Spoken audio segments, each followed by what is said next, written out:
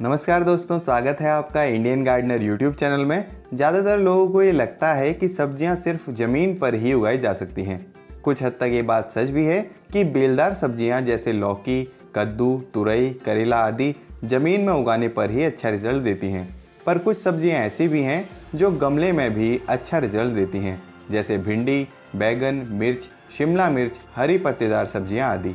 तो आज की वीडियो में जानेंगे कि बैगन के पौधों को आसानी से गमलों में कैसे उगाया जा सकता है और कैसे कुछ बातों का ध्यान रखकर पौधों से ज़्यादा मात्रा में बैगन लिए जा सकते हैं।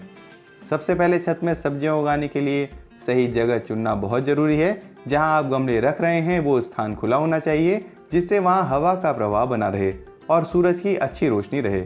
जब पौधों को भरपूर हवा और 6 से 8 घंटे सूरज की अच्छी रोशनी मिलेगी, तभी ये तेज़ी से ग्रो कर पाएंगे।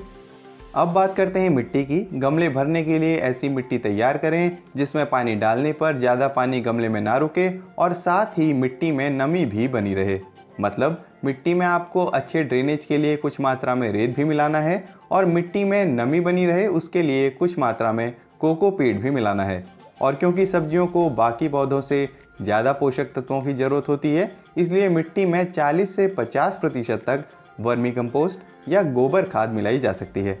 अगर प्रतिशत की बात की जाए तो 40% मिट्टी, 40% गोबर खाद, 10% रेत और 10% कोकोपीट मिलाकर अच्छा पॉटिंग मिक्स तैयार किया जा सकता है। मैं यहाँ पर ग्रो बैग का इस्तेमाल कर रहा हूँ। इसकी चौड़ाई 24 इंच और गहराई 12 इंच है। आप किसी भी तरह के गमले का इस्तेमाल कर सकते हैं, लेकिन वो कम से कम 10 इंच गहरा जरूर होना चाहिए। आप प्लास्टिक के गमलों या मिट्टी के गमलों का इस्तेमाल भी कर सकते हैं। साथ ही आप पुराने सिंक, टब, बाल्टियों, लकड़ी की पेटियों का इस्तेमाल भी कर सकते हैं। बस ध्यान रखना होगा कि पानी के निकास की व्यवस्था जरूर हो। इसके लिए नीचे की तरफ 2 से 3 छेद बनाने जरूरी हैं। आप ईंटों से भी छत पर क्यारियां बना सकते हैं। उसके बारे में मैं पहले ही वीडियो बना चुका हूं, आप जाकर देख सकते हैं। ये सफ़ेद बैगन के बीज हैं जो मीडियम साइज के होते हैं। चलिए बीज लगा लेते हैं। एक बात का जरूर ध्यान रखें कि बीजों को 1 इंच से ज़्यादा गहराई में ना लगाएं। बैगन को बीज से उगाने के लिए ऐसा समय चुनना चाहिए जब तापमान 25 डिग्री सेल्सियस से 40 डिग्री सेल्सियस के बीच हो। वैसे मैं इस ग्रो बैग में सिर्फ 4 पौधे लगाऊंगा, लेकिन फ़िलहाल मैं ज़्यादा मात्रा में बीज लगा रहा हूं।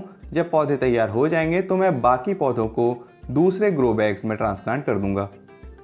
बीज लगाने के बाद 5 से 10 दिनों में अंकुरित हो जाते हैं। कभी कभी बीजों को अंकुरित होने में 10 से 15 दिनों का समय भी लग जाता है।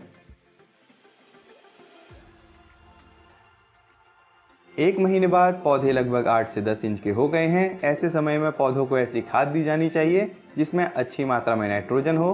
गोबर की खाद का इस्तेमाल किया जा सकता है, वर्मी कंपोस्ट की भी दे सकते हैं। उसके अलावा सरसों की खली से भी एक ज़बरदस्त ग्रोथ बूस्टर खाद बनाई जा सकती है। उसके बारे में मैं पहले ही वीडियो बना चुका हूँ, आप जाकर देख सकते हैं। अगर पौधे ऊंची जगह पर रखे हुए हैं जहाँ ज़्यादा हवा चलती है, तब पौधों को बांस की डंडी से सपोर्ट देना जरूरी है, नहीं तो पौधे गिर सकते हैं। अगर कीटों की बात की जाए तो बैगन में सबसे ज़्यादा एफिड्स और मिलीबग्स अटैक करते हैं, इसलिए रोजाना पौधों को चेक करना जरूरी है, खासकर पत्तियों की निचली तरफ। अगर आपको एफिड्स दिखाई देते हैं तो आप पानी के तेज स्प्रे उन पर मार सकते हैं, जिससे वो पौधों से नीचे गिर जाएंगे। या आप 1 लीटर पानी में 2 ml हैंड वॉश जेल या नीम ऑयल या पंचगव्य मिक्स करके भी स्प्रे कर सकते हैं। अगर आपको पौधों पर मिलीबग्स दिखाई देते हैं तो आप रुई में थोड़ा सा स्प्रिट लगाकर मिलीबग्स को पौधों से हटा सकते हैं। बीज लगाने के 50 से 60 दिनों के बाद पौधों में फूल लगने शुरू हो जाते हैं। ऐसे समय में पौधों को ऐसी खाद देनी चाहिए जिसमें नाइट्रोजन की कम मात्रा हो और फॉस्फोरस व पोटेशियम ज़्यादा मात्रा में हो। केले के छिलकों से ऐसी खाद बनाई जा सकती है जिसमें अच्छी मात्रा में पोटेशियम और फॉस्फोरस होता है। उसके बारे में मैं पहले ही वीडियो बना चुका हूँ, आप जाकर देख सकते हैं।